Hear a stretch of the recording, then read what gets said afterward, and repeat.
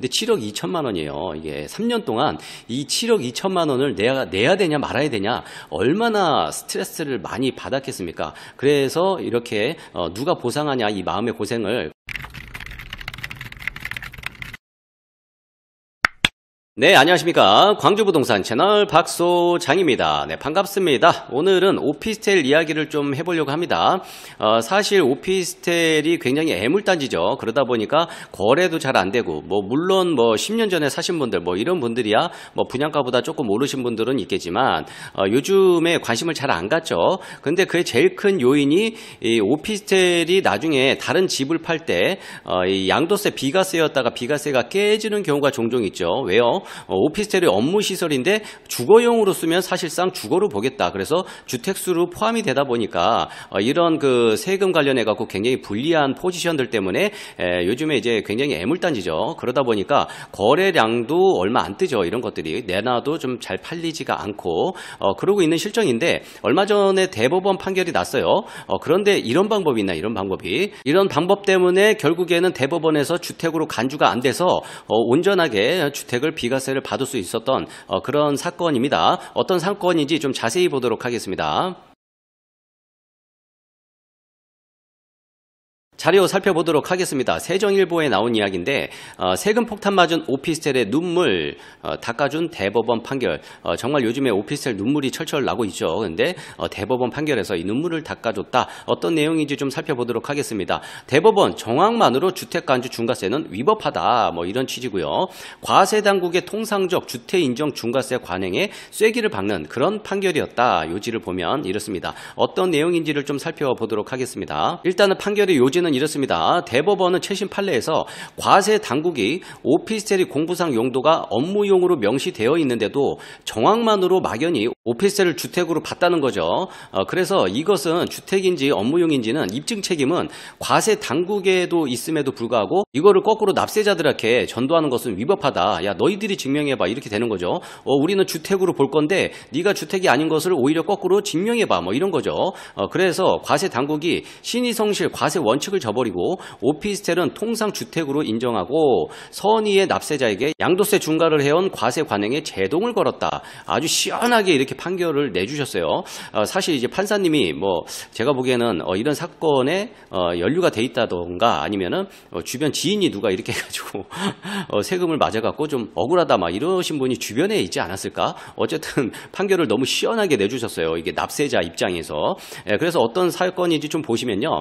2018년 3월 달에 84 타입인데 매도를 했는데 20억에 매도를 했습니다. 아무래도 이제 강남이나 송파 이쪽인 것 같은데 20억에 매도를 했다. 그러니까 이분은 한 주택만 있었어요. 1세대 1주택이니까 이 고가주택으로 들어가죠. 20억이니까 9억 이상이니까. 지금은 이제 올랐는데 이때 당시에는 고가주택이 9억이니까 9억까지는 비과세고 나머지 12억에 대해서 일반 세율 적용해가지고 거기에서 이제 장기보유 특별공제도 빠져서 그래서 이 양도세를 5,983만 원, 약 5,900만 원 가량을 자진 신고해서 납부를 했습니다. 그래서 납부를 해서 이 납세자분은 신고 다 했으니까 이제 끝났다 이렇게 생각을 하고 있었는데 동대문 세무서에서 2019년 4월부터 약 한 달간 양도세 실질 조사 결과 동대문 세무서에서 조사를 했다는 거예요. 실질적으로 보니까 이 사람이 주택은 없는 건 맞는데 고양시에 오피스텔 2채를 임대를 실제로 하고 있네.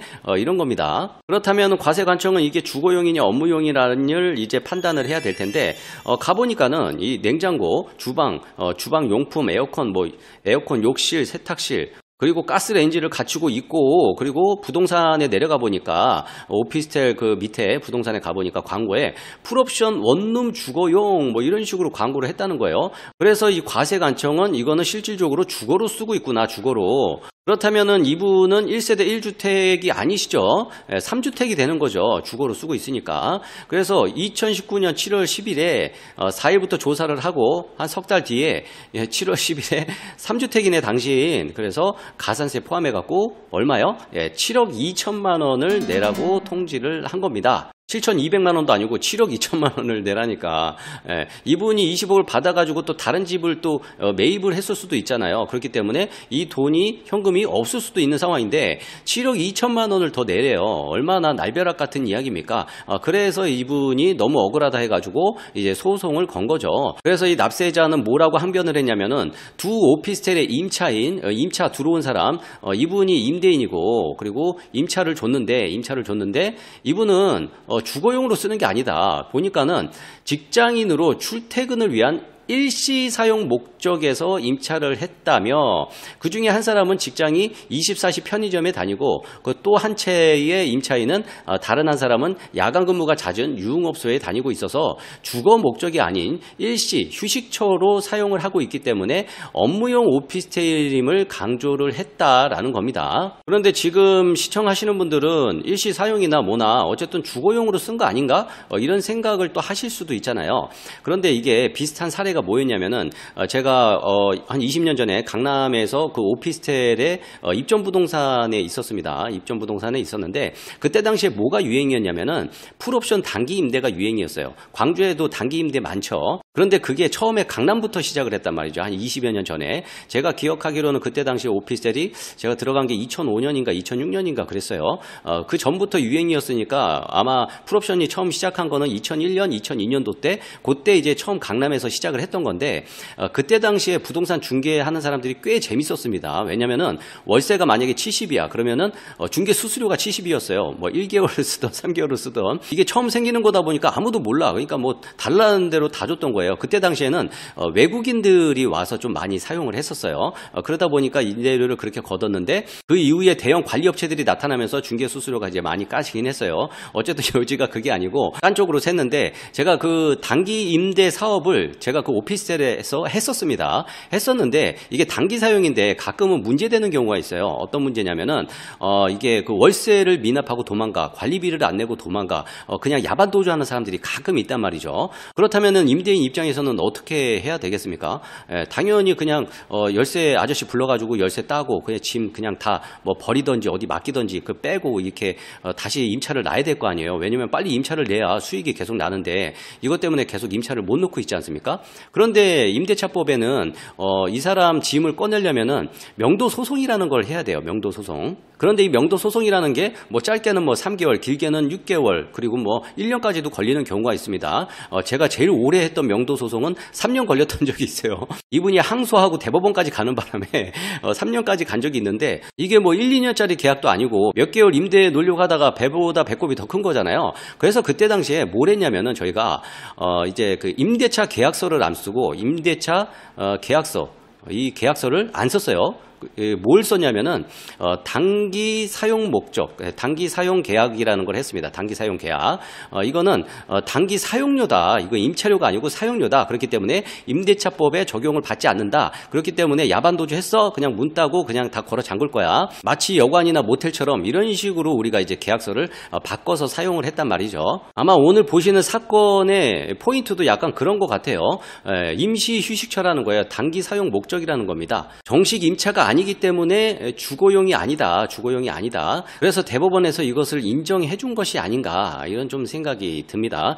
정확하게 이것 때문에 판결이 그렇게 났다라고 단정 지을 수는 없겠지만 이런 해석들이 들어가지 않았을까 이렇게 좀 유추해 볼 수 있습니다. 그렇기 때문에 1심에서는 과세 간청에서 이겼어요. 근데 2심에서는 납세자가 승리를 했다. 그리고 결국 대법원에서 납세자가 승리를 했다라는 겁니다. 그리고 또 이런 경우도 있죠.